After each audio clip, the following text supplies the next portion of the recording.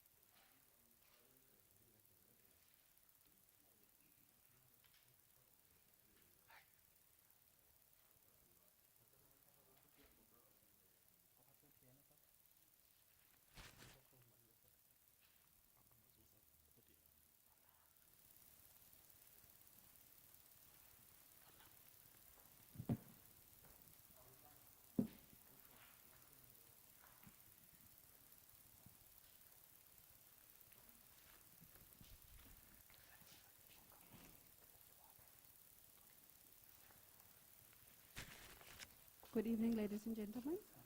I'm Helga van Staden, MMC for Sport, Recreation, Arts and Culture. I would just like to welcome all our stakeholders that's in the house. I'd also like to welcome all our viewers on live stream. We'd also would like to for you to follow it, and then there will be a session where we have question and answers. So we hope for a fruitful discussion. We also hope for a robust discussion. So thanks so much for joining us this evening, and we'll just hand over to our ED to explain the purpose of the meeting. Thank you. Oh, sorry, our Mayor, Executive Mayor, thank you. Greetings to everyone here today, and greeting to our guests and our panelists. I'm sure Helga will then introduce the panelists. But I must say we have people who are connecting on Facebook and Twitter live. And also we felt that we must have our stakeholders here directly to be able to engage with us in this conversation. The purpose of the meeting, as you know, is that we have started a process as per the law in terms of naming of cities and towns and all that to respond to the announcement by the National Minister of Arts and Culture, Mr. Natim Tetwa, who have announced the gazetted name or names for our city, the renaming of the airport, Port Elizabeth, Utnate, and one other part in Dispatch. But we felt that as a city, after we listened to the voices of the people, that we must start a process of engaging with this process and listen to conversations that the people were having. Because tomorrow we're making a formal submission on behalf of the city, not on behalf of the municipality only, but on behalf of the city to the minister to say this is the view of the people. The details are going to be explained by Mrs. Mwazi, the logistics, the submissions. So remember, I have opened up a communication with the residents to say those who wish to make a submission on this issue of renaming of these towns and the airport must then submit their comments. And you might have heard my views about the renaming of these towns. We must remember that we're not only talking about Port Elizabeth, we're also talking about UTNET. And the consultation process and the views of the people. But what we wanted to have not the views of the mayor, because the mayor might be one person, but we wanted to get our residents into a conversation about this project of nation building. I call it a project of nation building because since 1994, when we established a democratic project, we had a constitution that embraces certain values, amongst those that we wanted to build a South Africa for all South Africans, a truly non-racial South Africa. That whilst we do not want to forget the realities of our past, but we must forgive our past and build a South Africa where all of us can hold hands together and move forward as South Africans in building one nation for all South Africans. And therefore, this is very important, and I think the reaction of the people of the city, it reflected exactly what we want to build as South Africans, because these conversations we were having, it was not a white conversation only, or a colored conversation only, or Indian conversation only, or Africans like black people like me only. It became a conversation for all South Africans across the board, where there was an expression of a rejection on certain names in the city, not by whites, not by coloreds, not by Indians, not by black people like me, but by all residents in Nelson Mandela. And I think as we move forward as a country, we should learn from that, because it's so critical that all the conversations that we have as a nation, Professor, should be the conversations of all South Africans, and which includes the diversity of our people. And I think this debate have provided us an opportunity to have a conversation as South Africans. And I want us to take this debate as such. We are not fighting with anybody. We are not fighting with government. We are not fighting with the minister, but what we're doing, we use that, utilizing our constitutional right to have a voice, and that government must start to listen to us also as people in this kind of a conversation. Therefore, this submission will be written to go forward. We have had interactions with business, with churches, with civil society, and many other sectors, including political parties you can see here today. Therefore, it's a conversation for all of us to take this process forward. But today is not my day, because we have approached our universities. Professor Mdletyana, many of you might have seen him on TV, is a well-respected political commentator, a professor from Wits University, originally from Port Elizabeth. We have approached the university. The professor for Xhosa language is there, who was part of the conversation. We have also having conversation with business people, big business people, who were engaging in this discussion with us. And today we are here to engage all our residents. We could have called a big meeting in Centenary Hall or in Feather Market Hall, but we said because of COVID, we'll invite the stakeholders here, and then the residents will participate through social media and other networks. I am not going to engage now in this discussion myself, because the time has arrived now that this discussion must be the discussion of the people, not the mayor. As I was being briefed, they were asking me, please, Mayor, please, today is not your day. It's the day of the people. Therefore, with those few words, is that let's engage in this conversation together. I know the professor is going to just briefly present to you what we'll be presenting to the minister. And the document at a later stage when it's submitted is going to be made public to the people for them to see in black and white what we have submitted to the minister.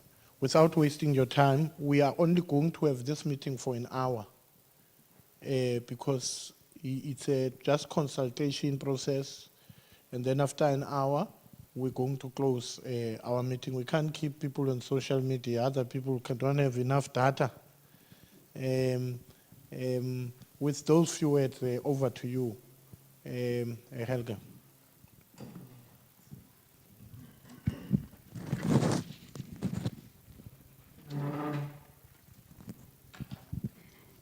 Thank you, Mayor. You partially covered me in introducing Professor Plantiana. The professor is well known. If you switch on your radio step, listening to radio talk shows, watching television, the professor is well known. He's well spoken, and that is all I can do as an introduction. He'll speak for himself this evening, and we'll see like the wealth of knowledge that he has and the insight that he has in many, many aspects. So welcome, Professor. You can take us forward now.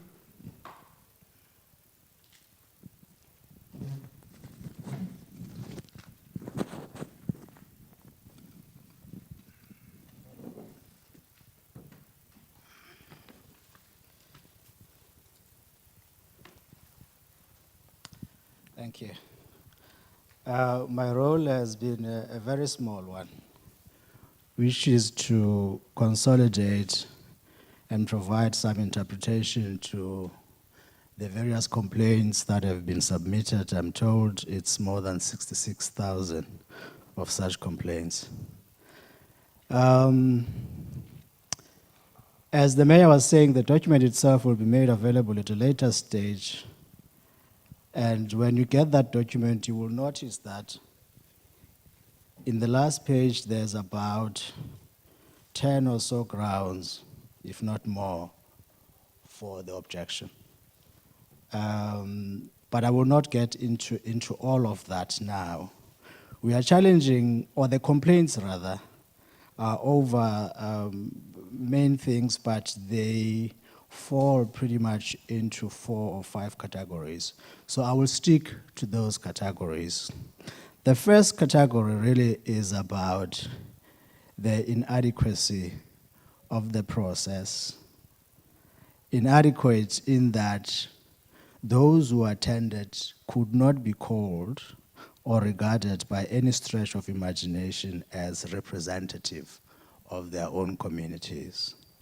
There were 8 meetings held throughout the month of November, and of those 8 meetings, 393 people attended in a population of more than 1.4 million. That is, if you were to calculate it or break it down to percentages, it's 0.1 or something like that. So that on its own is not representative. And this point was raised actually at the actual meetings themselves when they were held by people who had attended. In Motherwell, for instance, only 10 people showed up in a community of 140, more than 140,000 people. And a former councillor at the time, Mr. Desi, said, we can't here, in good conscience, take a decision being 10 on behalf of more than 140,000 people and call ourselves representative. Because if we do that, then we are setting ourselves for a backlash later on. because people will say, really, 10 people cannot represent a population that big. So there's an issue of representation that was raised both in Motherwell as well as in Udnake. Udnake, you had 70, Motherwell 10. The highest was 160 something here at City Hall. But that sample compared to the overall population is minuscule, less than minuscule. It's very small.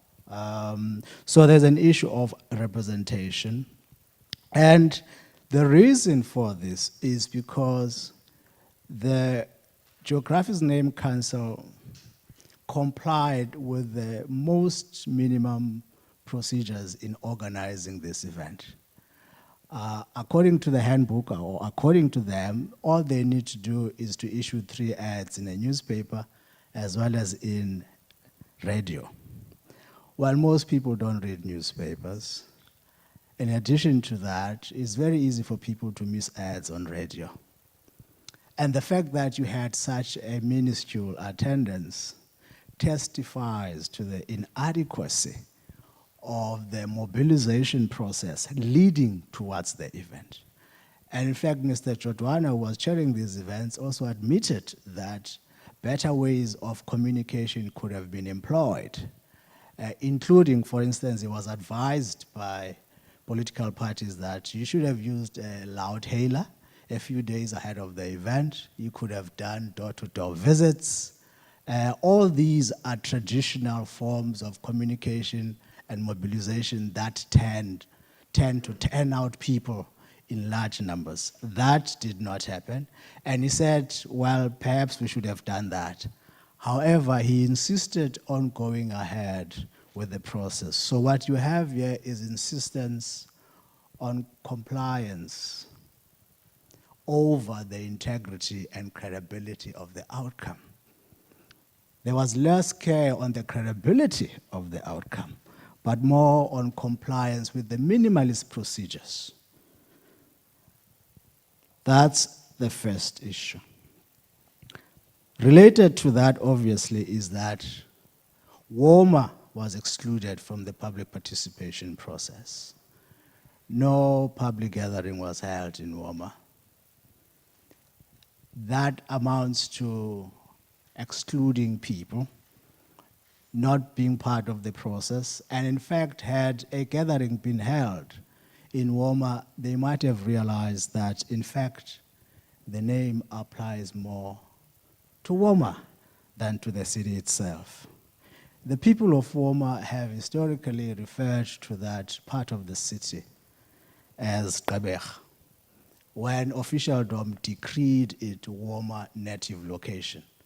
They refused to use a colonially imposed name and instead used Gqeberha. And the name, the usage of the name has continued even to present day WOMA. There are public entities there that are named after Gqeberha. Gqeberha Public Library, Gqeberha School, Gqeberha Festival, Gqeberha this and Gqeberha that. And even the municipality itself in its own billing system, some residents there are addressed as residents of Gqeberha. So even though the name itself has not been officially adopted, but it has made its way into official language. So what you have then in WOMA is a clear case and a cry for standardization. Because on the one hand, you have WOMA, on the other, you have Gqeberha. And the purpose of this process, name changing, is to standardize name, recognize the name that have historically been in use. So WOMA applies a lot more appropriately, or Gqeberha applies a lot more appropriately to WOMA. And even if you were to adopt the name in WOMA, then you would run into the controversy about the origin and the spelling of the name. The origin of the name is said to be of Khoisan San. Xhosas say the name has no meaning in their own language. So that's contention, that is controversy. And secondly, if you follow the handbook on name changes, there are technical requirements that if you are restoring a historical name, you also have to restore it in its linguistic form. So then the question is, why not, if you're spelling it, spell it in the original Koyan-San alphabets, if you call them that. So what this serves to do is to accentuate, it eliminates the controversy that has revolved around this name. And the intention of name changes is not to trigger controversy. It is to foster social cohesion. It doesn't make sense to insist on the name about which you cannot draw any definitive conclusion about its meaning. And those you claiming to affirm that it's a Xhosa name do not know the origin or know meaning of this name. So it is self-contradictory. You are not achieving social cohesion, but creating a wedge, right? So that's another contradiction that on which that sparks a complaint. And the third issue is about how best do you name a city in the way that accentuates the brand of the city? If you look at the handbook, the process seeks to achieve multiple objectives. And oftentimes the argument is that, or rather people tend to be divided, supporting one objective over another. Business people, for instance, would complain that name changes takes place at the expense of business activity. And there are those amongst us who would say, well, we need to restore culture and history of people who were formerly marginalized. Our point here is that all these objectives need not be exclusive of each other. In fact, you can, in choosing an appropriate name, achieve all the objectives. And this is where the name Nelson Mandela City actually came up in the conversations as a better choice for the name of the city. And this choice did not come up, or this name was not proposed in this recent process of 2018 or just now. It dates back to 2007. The municipality took a decision as they were preparing for the World Cup in 2010. They looked around and thought about how best to market the city, because the city was going to be one of the host venues. They decided against using Port Elizabeth, because Port Elizabeth was not necessarily the best brand. Already the metro was named Nelson Mandela Metro, so they decided to lurch on the Nelson Mandela name because that is a better brand, an internationally known brand, a name of an iconic figure that is loved and endears the city to people because the figure itself is generally adored. What they wanted to do actually was to market the city as Nelson Mandela City. But they couldn't do that. Technically, it would have been incorrect because they hadn't gone through a public process of naming the city, or rather renaming the city. They thought about hosting these public events, but the demands of preparing for the World Cup were too daunting, and therefore they decided to defer the public process to a later stage, especially after the World Cup. But they didn't do that, and the fact that they didn't do that points to certain administrative lapses. But what we know for a fact is that the municipality, as far back as 2007, decided that they would ditch the name Port Elizabeth. They would adopt Nelson Mandela as the name of the city. And they even invested substantial financial resources in promoting that brand. So the city already has a brand as Nelson Mandela. If you then impose a different name on that, you are then diluting an already existing brand, right? And branding is very important. We cannot dismiss the importance of branding, especially for a city that is in competition with other cities elsewhere, attracting tourism. So you need really to put your best foot forward. And already the municipality is preparing a process to build even more memorials. So the iconography of Nelson Mandela is being accentuated even further to affirm the Nelson Mandela brand of the city. There's going to be the Nelson Mandela Tower of Light. There's also going to be Mandela Peace Park, where you will have all these Nobel Prize recipients, all 4 of them, I think, in South Africa. That adds, illuminates the Nelson Mandela-ness of the city. But not only that, it also links up quite well with the provincial brand. The provincial brand being the home of legends, which makes it even a lot easier to the Nelson Mandela name to be linked up to the tourism program of the Liberation Route, Heritage Route. And Nelson Mandela is a very prominent part of that heritage route. Starting from Kono, you will have tourists taken through the Nelson Mandela heritage route. And that's where the city will also benefit. It will not only showcase memorials related to Mandela, but it will also showcase other liberation activities related monuments. Vuisilemini, and many other activities that commemorates the history of this city.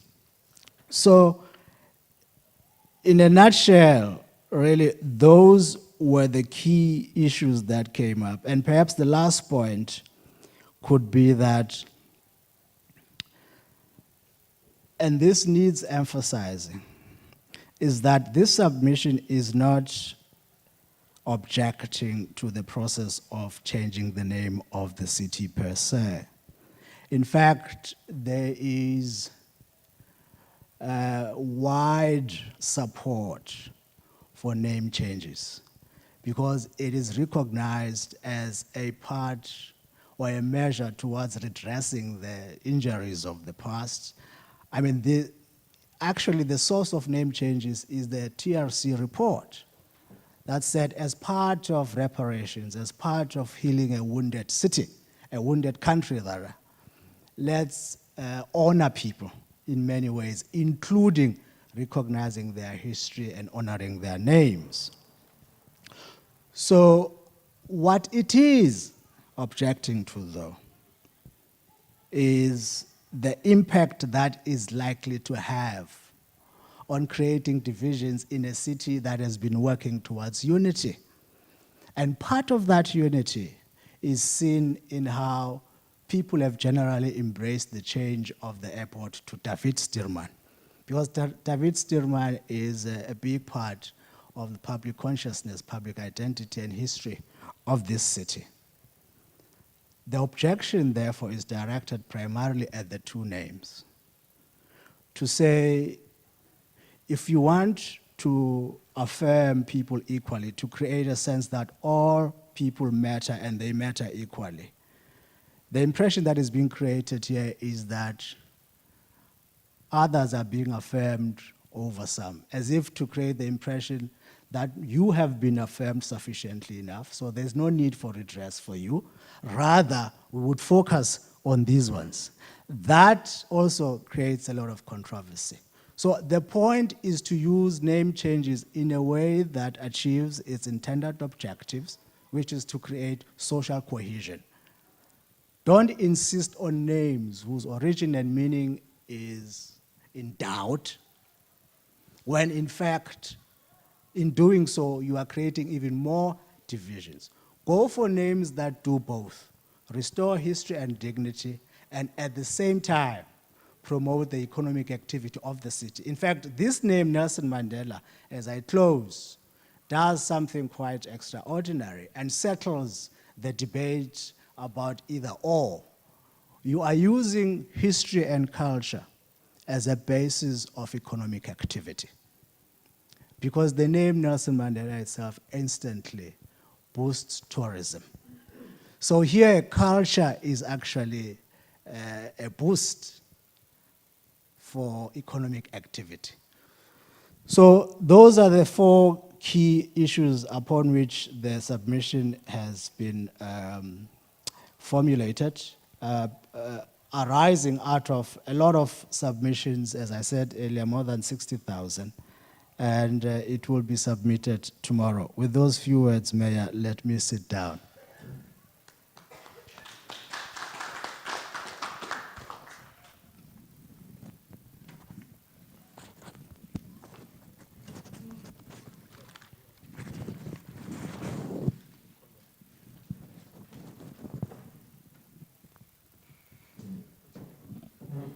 Thank you, Professor.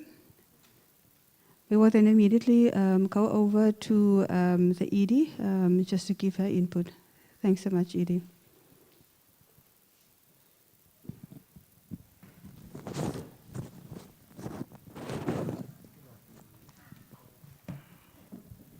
Thank you very much, and good evening to the people of Nelson Mandela Bay. Mine is going to be very short, just to give the process that we have followed until today, and also moving forward, which Professor has touched on briefly. You will all remember that we woke up to a morning where everyone was no longer in Port Elizabeth, but in Gqeberha. And I think the outcry in social media, emails and everywhere, was overwhelming enough for the mayor to urgently call a meeting, because some of the emails were directed to him and claiming that, Mayor, if you are part of this process, we need to deal with this. And they wanted action from him. And in fact, most residents wanted an explanation, rightfully so, because he is heading the local state. And therefore, Mayor immediately called a meeting with Mr. Jadwana, who is the chair of the Eastern Province Geographical Names Committee, who provided him with a meeting and another senior official locally. Mayor wanted to understand exactly how has the process unfolded, why does the committee think that there's an outcry with regards to the names or to the renaming of specifically Port Elizabeth and Utenhage. And I think it was a fruitful meeting because at the end, after explaining the process and what they have complied with, he did give the mayor advice in terms of the Act, which is Act 118, Section 10, subsection 3, that indicates that residents may send complaints directly to the minister if they are unhappy about the process or about the renaming of their areas. With that overwhelming emails and outcry of the city, Mayor then started a process of facilitating for the residents to have their say to the minister, because it was going to be difficult for each one to do their own. So he facilitated the process. But in doing that, the first thing that he did was to immediately establish a multi-sectoral committee made of the university, the tourism sector, the chamber, and some major businesses in the city and other social organizations. We then decided that probably the best thing to do is to engage the community by making their voices heard through a complaints form, which was put on all social platforms, emails, and everywhere. And we invited the community to have their say. Hence, Prof says, from online submissions and various letters and elaborate letters written by various businesses and various local residents as well as. But I must say that at the same time that Mayor was facilitating, we realized that this was not the only complaint facilitation process. Already in UTNIC, there was a process that was going ahead by a committee that was looking after the UTNIC name, and there were other letters written by various organizations to the minister directly. We then received 66,540 submissions from the residents of Nelson Mandela Bay, with various inputs and elaborate letters from businesses that indicated the impact of the name change. But I must say that very few, because when you want views from people, you don't want only people who agree with you. You want also people to oppose the process, to say we are happy with Gqeberha. But I must say that there are people who are saying, most of the people are saying, we agree to name change. And as Prof said, there's really nothing about the airport, but people are not agreeable to Gqeberha. But they affirm that name change must happen. But probably the choice of the name, same as in UTNIC, and a whole lot of other things that the professor has indicated. And we did last week, because this is a process that the mayor is facilitating for the citizens. There was a public participation process where some of the residents connected and some of them were allowed to connect to Zoom as part of the meeting. And they did voice, some of them especially wanted to understand the process prior, because this is a process that started in 2018 already, finalized in 2021. But we did formalize that we will indeed assist the people of Nelson Mandela Bay to make a submission to the minister in terms of the Act 118. This is the second stakeholder meeting that is taking place after the technical committee as established has made those inputs that the Prof was talking to. And before the submission tomorrow, we wanted to make sure that the people of Nelson Mandela Bay understand exactly what we are putting forward as a submission in terms of the complaints from Nelson Mandela Bay. And as I said, this is in terms of the Act, which is Act 118 of 1998, subsection 10(3). What will happen is that from here tomorrow, we will make the submission to the minister. The various complaint forms have been submitted already. We sent them via courier today so that they are an attachment to the elaborate submission that the Prof was talking to. There are various letters as well from various organizations that will, and ordinary citizens that will be part of the submission that we'll submit tomorrow. And then we will wait for the response from the minister. Thank you very much.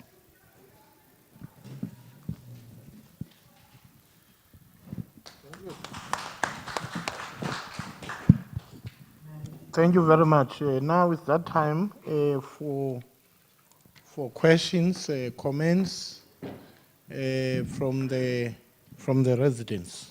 That I'm going to be the chairperson for it. Over to you, ladies and gentlemen. Yes, sir.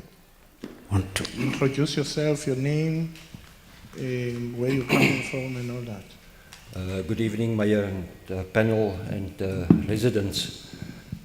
Just for the record, Freedom from Plus is also opposing the name changes, and we also are submitting tomorrow morning early our submission to the minister. Yeah, basically as well, why we are also against the proposed name changes in the Eastern Cape, among others like Port Elizabeth, Macleay, Uitenhage, We also feel that it's not in the best interest of the residents.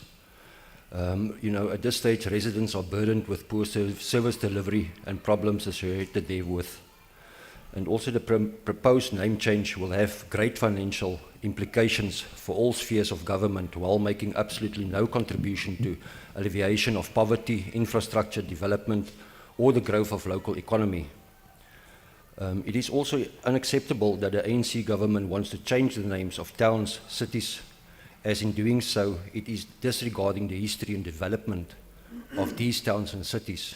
And then lastly, the name change will constitute a breach of the compromise that was entered into in 1994, according to which it was agreed that municipalities will be given new names while the names of towns and cities are retained as is.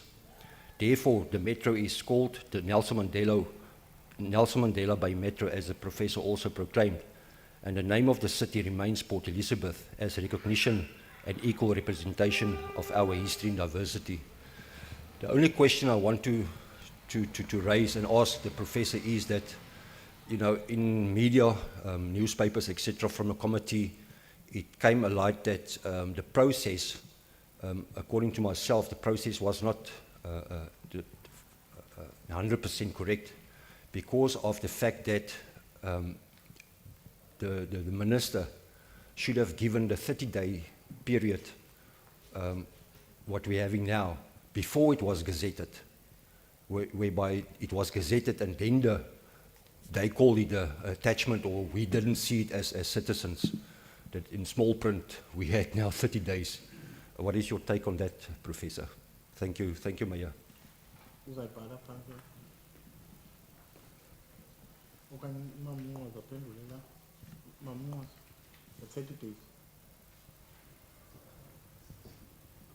Okay. Leader? Onguwe Pilalo? I can't even see you, my brother. Afternoon, Mayor, and invite. I think we all agree. Introduce yourself. Oh, Pila Machai, NAFCOC, Nelson Mandela Bay, Secretary. I think we all agree that we have an issue with the name, and we have experience of a minister refusing that our reasoning of changing the name is not legit. Is there a process after that situation where the minister says, your submission is not accepted, we are keeping with Uklebecha? Is there a process after that? Okay.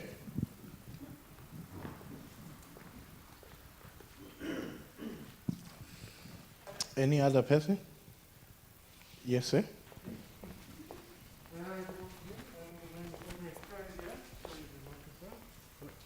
Andre Crozier. I represent in part the Historical Society for Port Elizabeth, on which I am on the committee.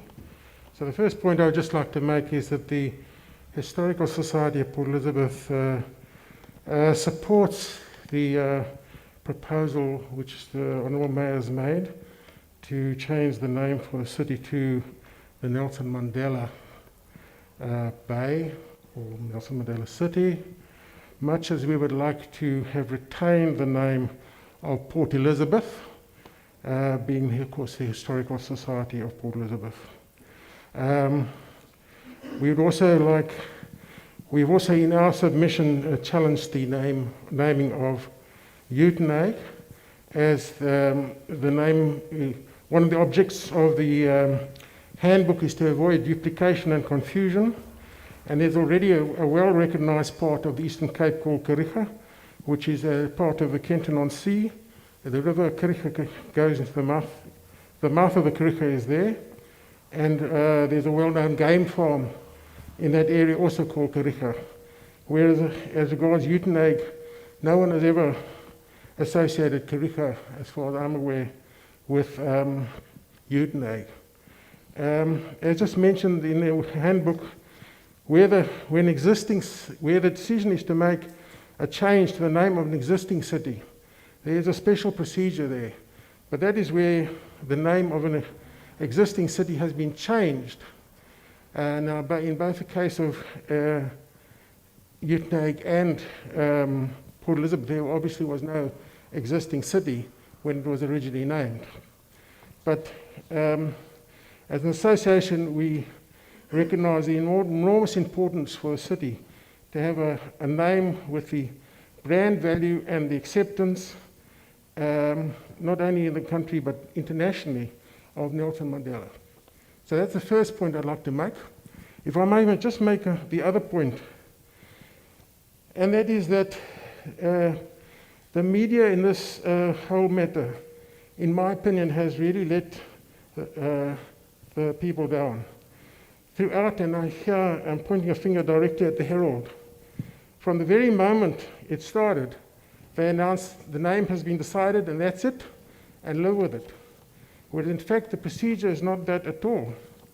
The minister announces the decision of the council, and thereafter there's 30 days in which people may lodge objections or complaints. The minister then deals with those complaints. If necessary, he refers the complaints back to the council, and only then does he make his decision to say, look, I've heard the complaints, the council has or has not considered them, and my decision is final. So my point is, the media, instead of ramming through the names, should be at this stage still making it quite plain that the matter is not final. It still has to be decided. And in fact, this whole procedure works on the basis that if there is no objection to a name, then the minister will sign it off. But if there is strenuous objection to a name, then the minister will, if he has any sense, send it back to the council to be reconsidered for further recommendations, because obviously the name is not receiving widespread approval. Thank you very much. I want to check whether have you submitted your objection or complaint? Yes, we have submitted our objection directly by way of email to the minister and various other names which were supplied by the Herald. And here, again, I must just make the point that the notice issued by the minister is actually defective. He should have in his notice stated, A, it's not final, and B, there's 30 days in which to object, and to where must you object? Because that has been a big problem. We don't know where to do. Can you do it by email? To what address? And by what date? Thank you. Again,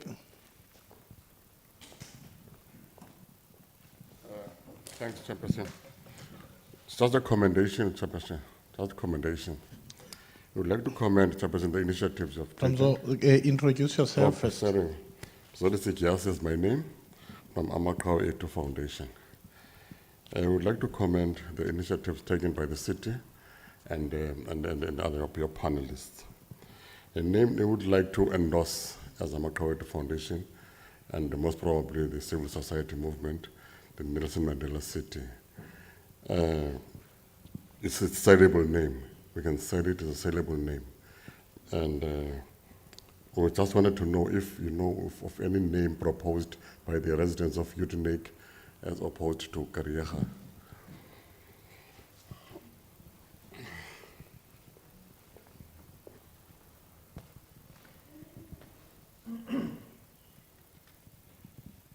Any other contribution? President?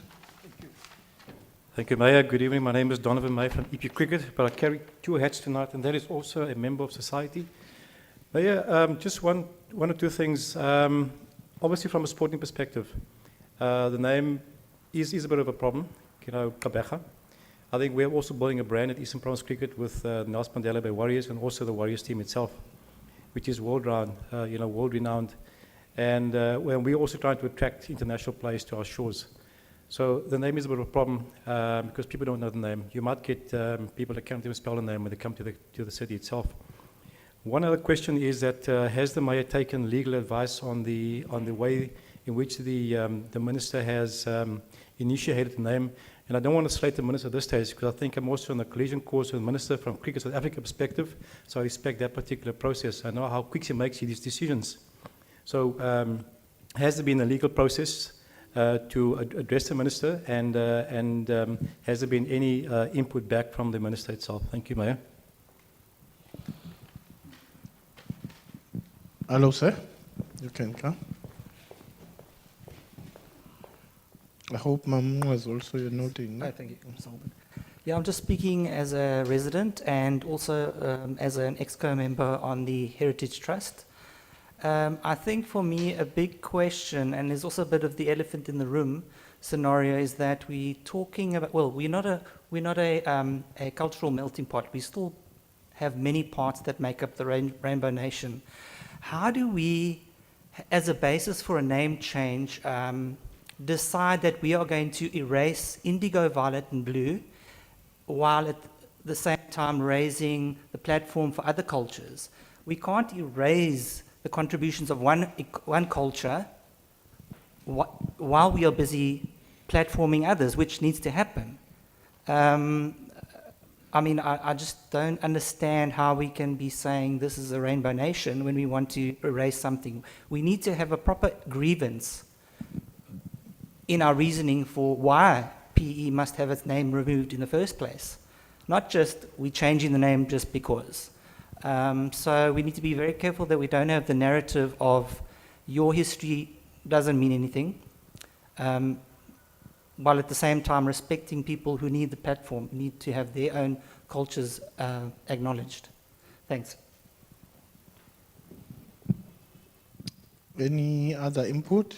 1, 2, 3. Mamu.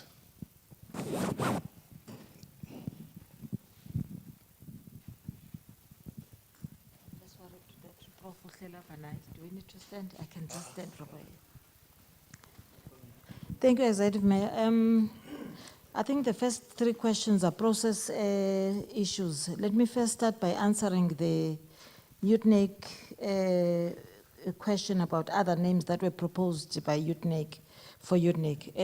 It's Dolofieni, Garden Town, the third one is Gariaga, and the fourth one was Kamesh. So those were the 4 names that were proposed for UTNEC.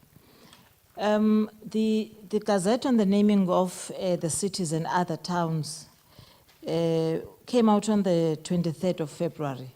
It's dated the 23rd of February.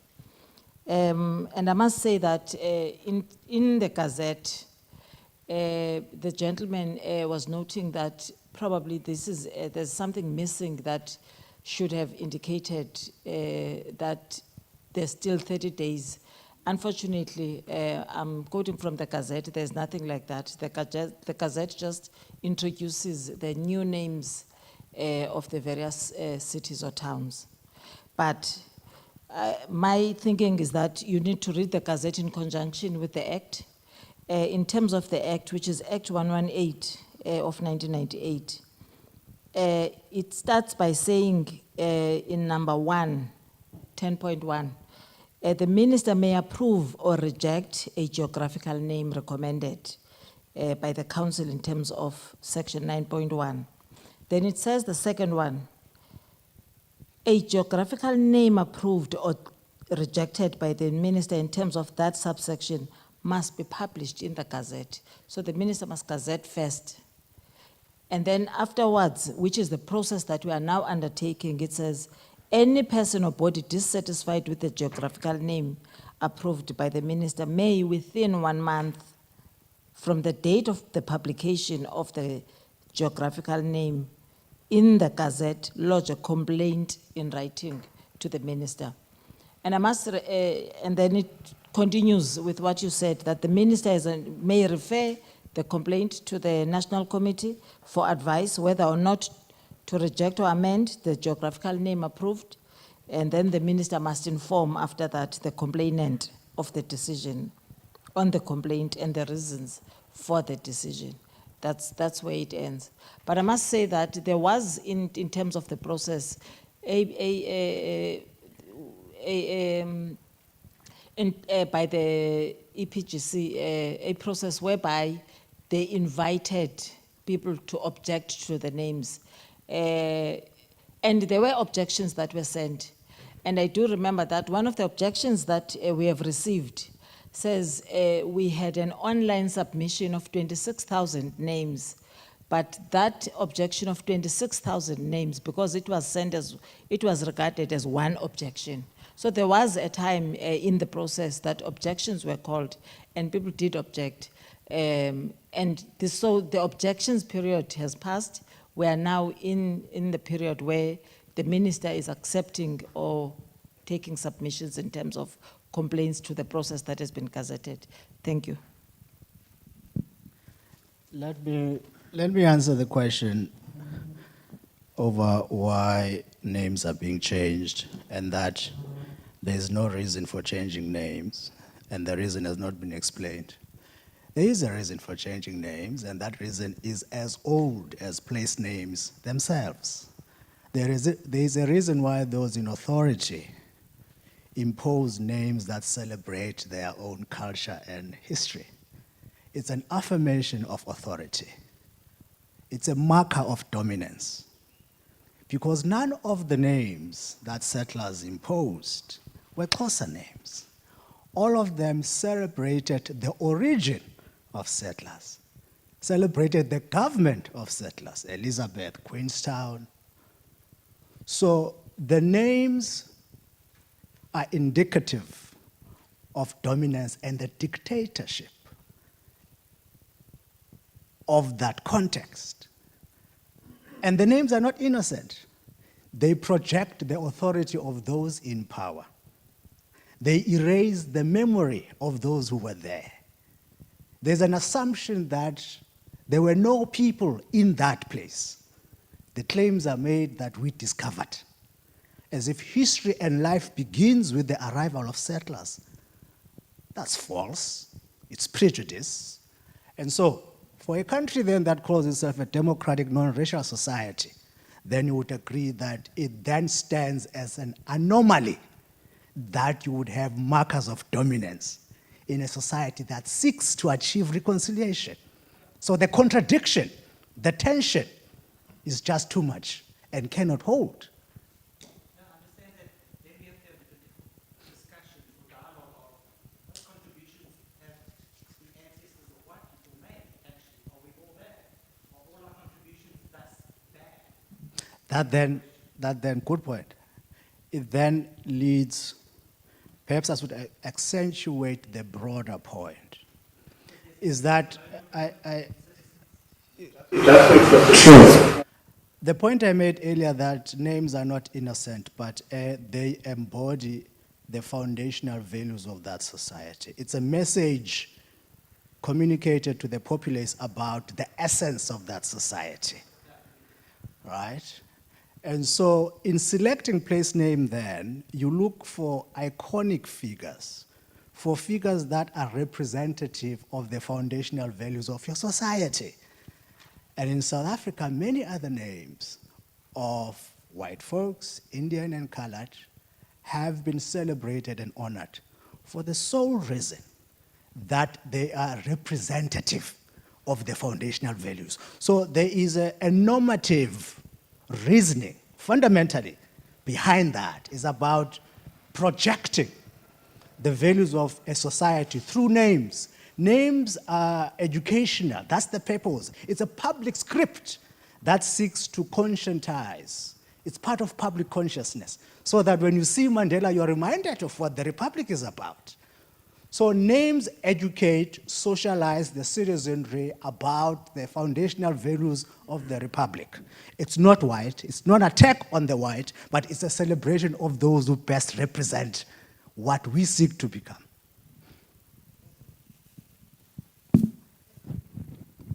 Okay. Just to summarize, in order for us to close and just reflect also on the issues that have been raised. The first issue, there was a little girl here. A little girl have written something. Sonachai Lupondwana Can someone explain to me the relevance of names Gqeberha and Kariga have to us, I think, mean to us as children of these towns? They have no relevance to our history. The little girl let me, oh, Peter?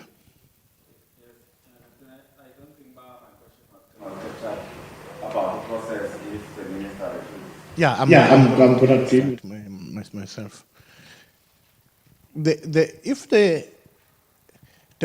first thing you should understand is that, and I want to put this because the professor has put it for us to understand, that I'm not the first mayor to engage in this process. When I was briefed is that Mayor Danny Jordan also had concern about the process itself when he was the mayor. To an extent, the city itself proposed an option of names. Amongst those names have been raised here. And also,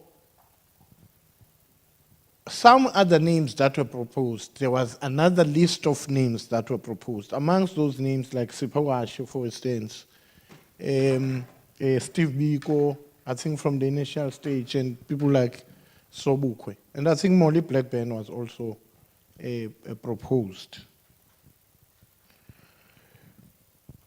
Then it evolved that with different governments, and when this was raised, it was a shocker, Professor, to all of us. It was shocking because we would have expected that at least a name that is given to us is a name that brings us together. And I want you to understand this. This is important. Because we wanted something that unifies us, understanding the notion of a democratic project, that we want to build a South Africa of all South Africans. And this is very important, that all of us sitting here, we should understand that we're building a project for our children, for a non-racial society. That our names should not be Mr. Van Vuren's names, as we are saying. That affirms Mr. Van Vuren. And also it should not be the names that affirm Mr. Banga's name, but it should be names that affirm all of us, because we're building a non-racial project.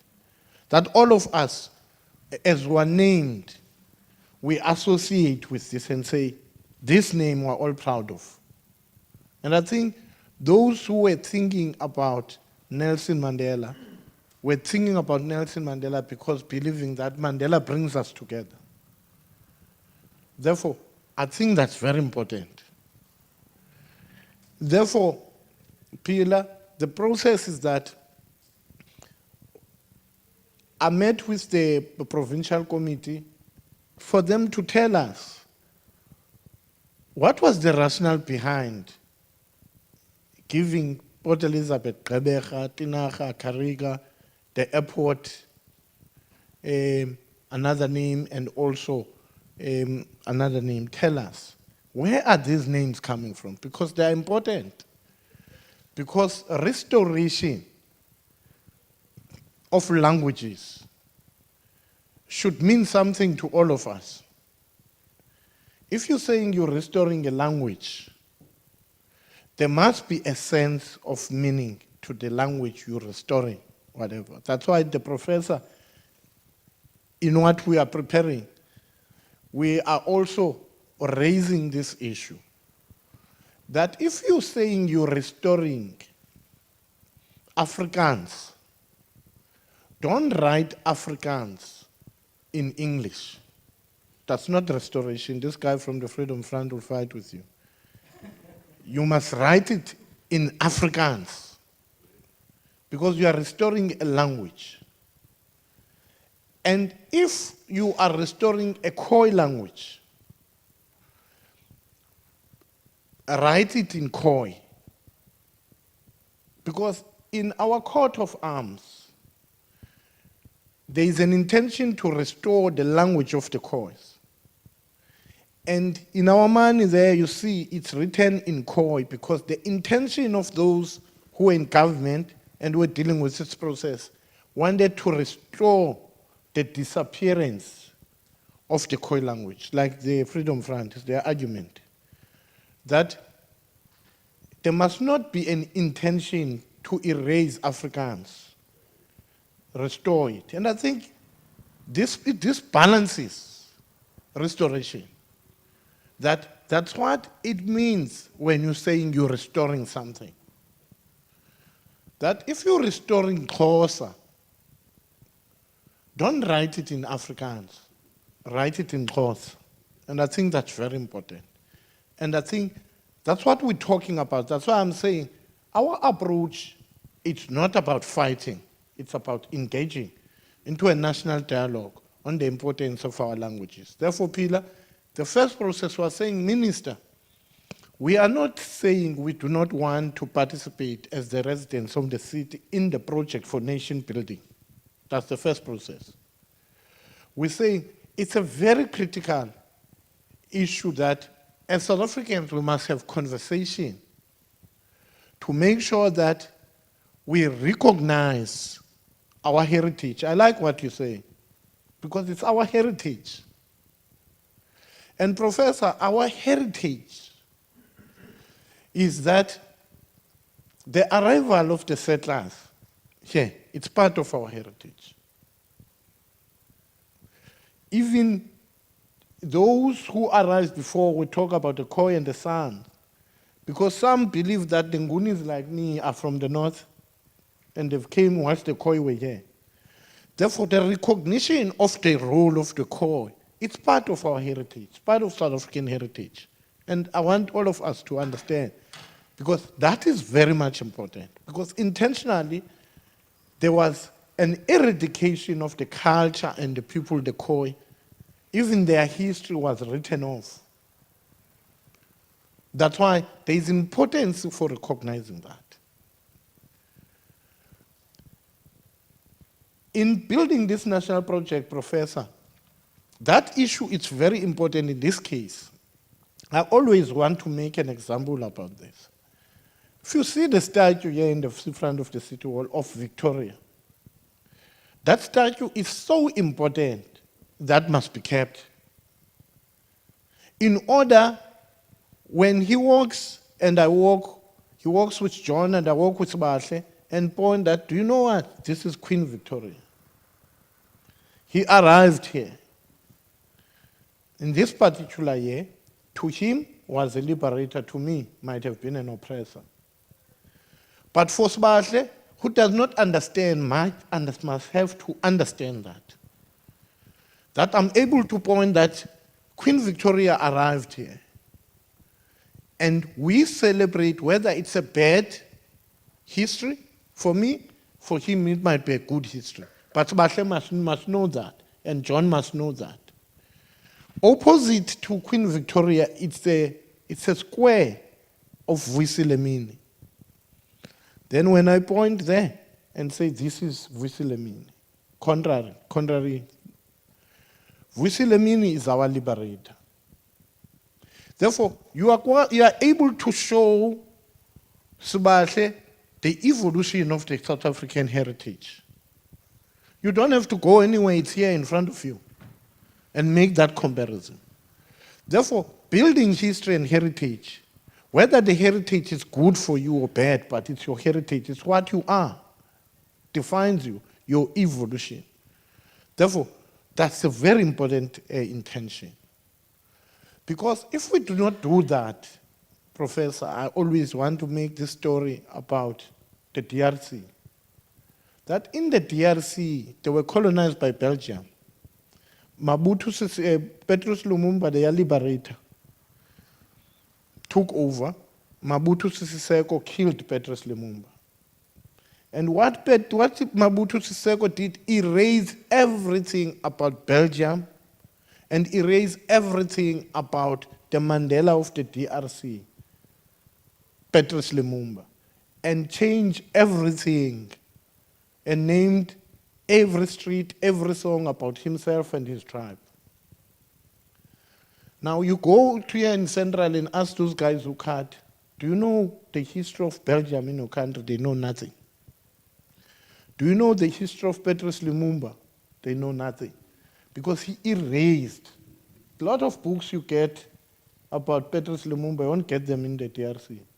Because he tried to destroy everything. In South Africa, as we build this project, we must not commit those kinds of mistakes of trying to erase everything. I think your argument comes there in building a nation. That's why what the founding fathers of our democracy, they said, we must forgive our past, but we must not forget about it. Because the intention is that generations to come must not repeat the actions of our past. And I think that issue it's very important. Therefore, Pila, we are engaging with the government in saying, in this city, our approach has always been that when we named Main Street Govenbeki, we named the street going up here, the Western Road, Athol Fugard, and named the one that is going down, John Kane, and named the other part of our city, George Water. And our deliberate action in that was that we must recognize all our people, all, meaning all the residents and all the people who have made a contribution. Athol Fugard is an artist like John Kane. Molly Blackband is a politician. George Water, a politician. We named some of our part like sports people and so on. That when you name all these places, you name the airport, David Stearman, it's a Khoi. You name Port Elizabeth, David Rebecca, you're saying it's a Khoi name. You name Udnate, Kariga, it's a Khoi name. You know Kamesh, a Khoi name. The biggest question that we're asking is this part of the project of nation building and social cohesion? Because it does no intention in naming must be restoring. That's why your issue comes again, that why do you restore one element? Why don't you reflect the diversity of the people in that recognition? That's another issue that is important. Because the project for nation building, it's about bringing people and also making people reconcile. You do it intentionally with an intention. That's why the professor is saying an intention to change must be there. Therefore, you can change names for reparation, for reconciliation, but a commitment must be shown that we are moving away from a particular period to embrace a new generation of people you want to build. Do you understand? Therefore, there must be that commitment. Amongst those is to changing certain names, to embrace certain groups of people. That must be done. That's why we're saying we're not necessarily fighting now.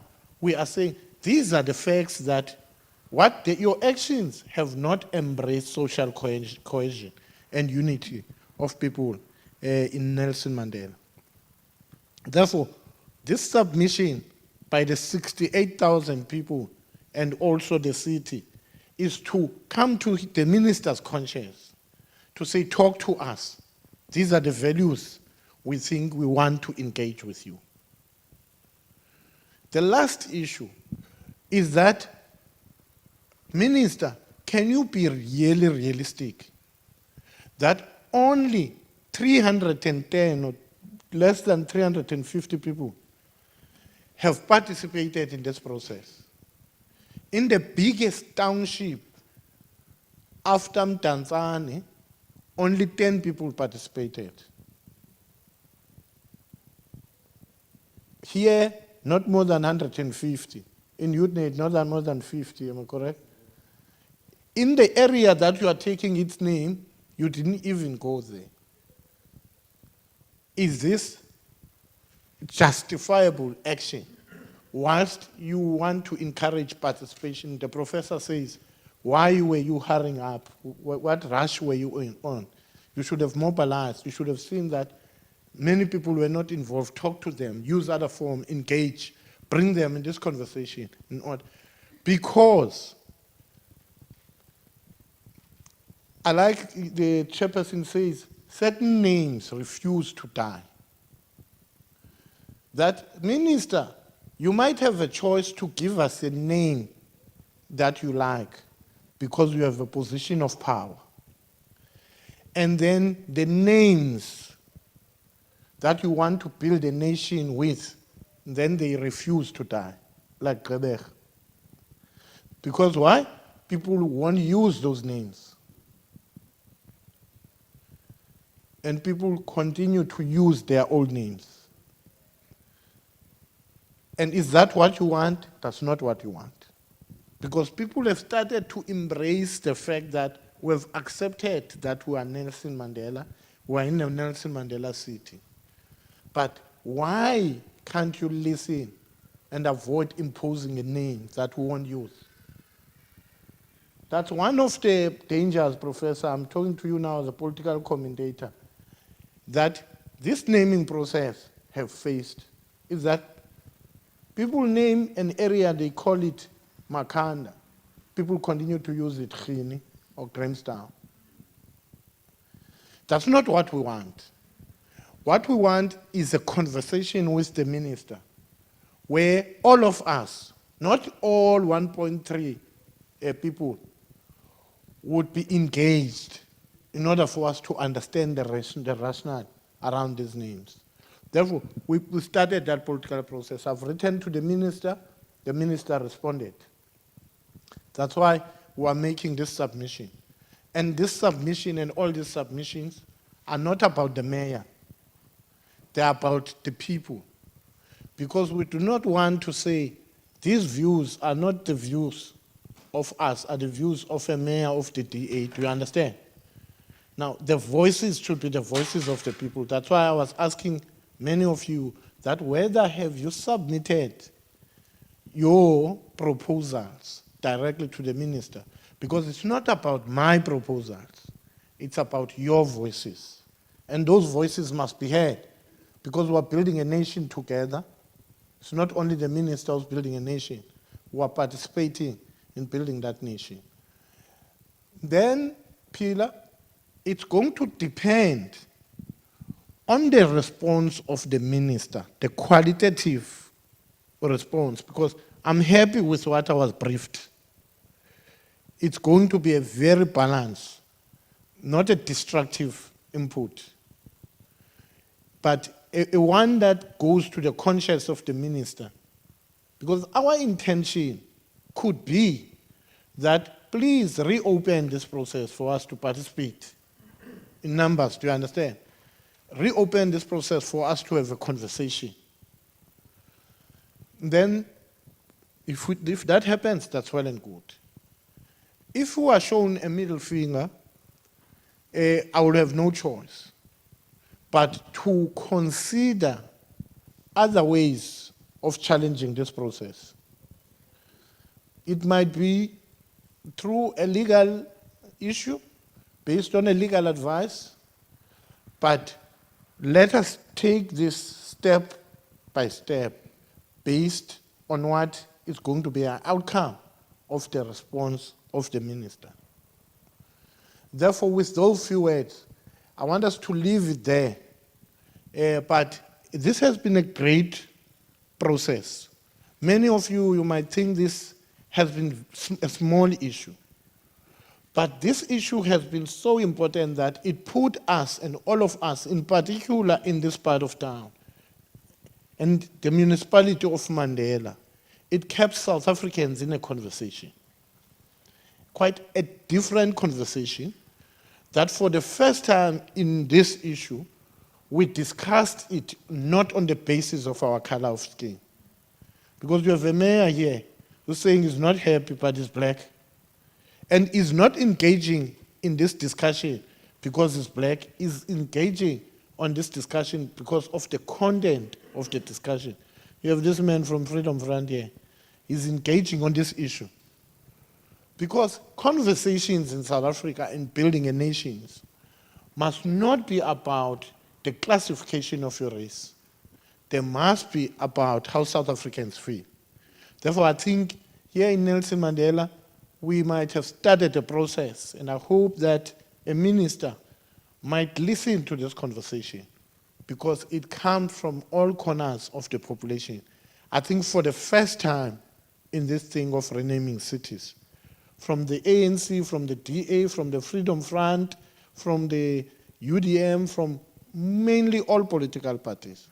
Therefore, it's a process that have opened an opportunity of engagement about issues of nation building. And I hope our government could listen to that clarion call, that the people of this city are together, whether they agree or disagree, in conversation with government. Now, what will test is the ability of our government to listen.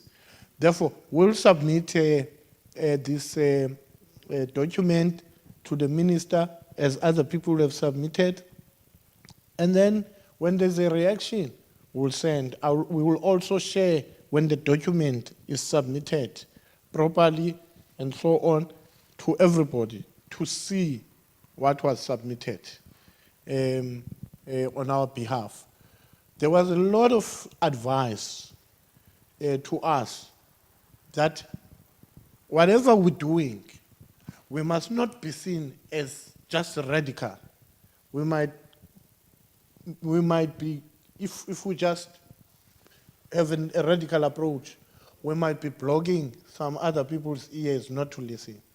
Therefore, we must be diplomatic in our approach because we are persuading people to give us an opportunity to have a conversation about what we want to be called. And I think it's a fair request. With those few words, I want to thank the professor for a job well done, your advice, your counsel in these issues, and your assistance. And want to thank Mama Mwaz for the executive director for engaging in this conversation, the MMC for leading this process. And thank the business chamber and all other stakeholders who have participated into this conversation, political parties, for making your own submissions, because we must make those submissions. Even anybody else who's here who have not submitted, there's still time until tomorrow for you to submit your submissions, and then we'll wait and see what will be the reaction of our government. Thank you very much and have a wonderful evening.